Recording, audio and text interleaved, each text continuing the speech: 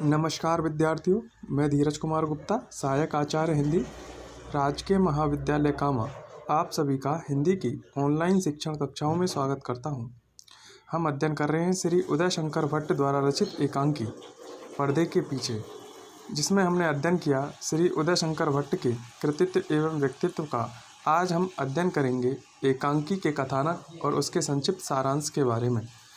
उससे पूर्व, क्योंकि ये एकांकी रंगमंच पर अभिनय होनी है, तो पात्र उनके संवाद के द्वारा ही यह अभिनेता होती है।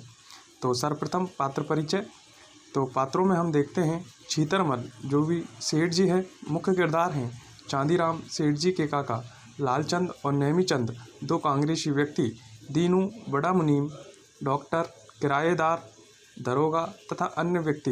एकांकी की दृष्टि से देखा जाए तो यहाँ पात्रों की जो संख्या है वह ज़्यादा हो गई है, लेकिन फिर भी यह एकांकी तत्कालीन समाज, तत्कालीन परिस्थितियों में लोगों की मनोवृत्ति को प्रदर्शित करने, भ्रष्टाचार की स्थिति को बताते हुए हमें आगाह करती है कि किस तरीके से हमारे देश में भ्रष्टाचार पनप रहा है और पनपा हुआ था। उससे पूर्व हम एकांकी के रंगमंच की बात करते हैं। सेठ छीतरमल की दुकान है, क्या है, मकान है, सामने दालान है जिसमें 3 खुले दरवाजे, पश्चिम की तरफ लकड़ी के तख्तों का पर्दा लगाकर मुनीमों के बैठने का स्थान बना है, जहां छोटे छोटे डेस्कों के साथ 2 मुनीम बैठे काम कर रहे हैं।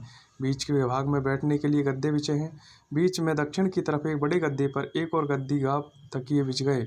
एक छोटा सा लोहा का संदूक बाईं तरफ तथा टेलीफोन रखा है। उसके साथ ही मकान में भीतर जाने का दरवाज़ा, जिस पर पर्दा गिरा है।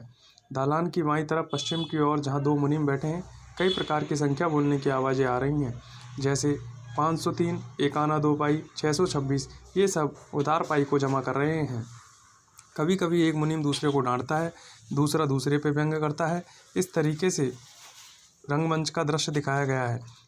इसी तरह यहाँ पर एक पर्दा डालकर कुछ कुर्सियाँ, बीच में एक सोफ़ा सेट बिछा दिया गया है, नीचे एक कारपेट बिछा है। दाईं ओर का भाग भी दर्शकों के सामने ही है। इस समय पर्दा नहीं है। यह फर्म के मालिक सेठ छीतरमल की दुकान है। छीतरमल। अब हम देखते हैं छीतरमल का रेखा चित्र।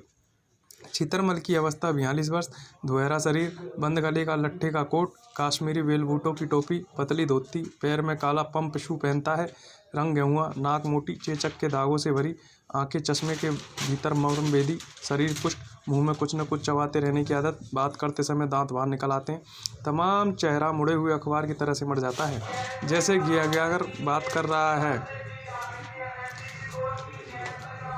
बात करते समय बातों के आधार पर मुख के कोण बनते हैं। उंगलियों में कई प्रकार की अंगूठियाँ। यदि कभी पैर खाली दिखाई दे तो पैरों के दोनों अंगूठों में एक एक चांदी का छल्ला भी दिखाई देगा। इस समय दाईं ओर एक डॉक्टर कुर्सी पर बैठा है। डॉक्टर गंजा, सर्ज का काला सूट पहने, आंखों पर चश्मा, शरीर भारी, रंग सांवला। ये डॉक्टर का रेखा चित्र है। कभी कभी स्कॉटेटिव हिलवाता है, कभी जेब में रख लेता है। वह सेठ के पशु अस्पताल का नौकर। उसकी अवस्था है लगभग 35। इस समय डॉक्टर अकेला है। सेठ ने उसे बुलाया है। नौकर दीनू जैसे ही स्टूल पर गंगा सागर लाकर रखता है, वैसे ही डॉक्टर बोल उठता है। यहाँ से शुरू होगा हमारा संवाद। संवादों के साथ प्रारंभ होती है एकांकी, और हम इसके लिए अध्ययन कल संवादों के माध्यम से एकांकी का अध्ययन कल करेंगे। आज के लिए इतना ही। आज हमने देखा पात्रों का परिचय, साथ ही साथ रंगमंच की व्यवस्था आदि। धन्यवाद।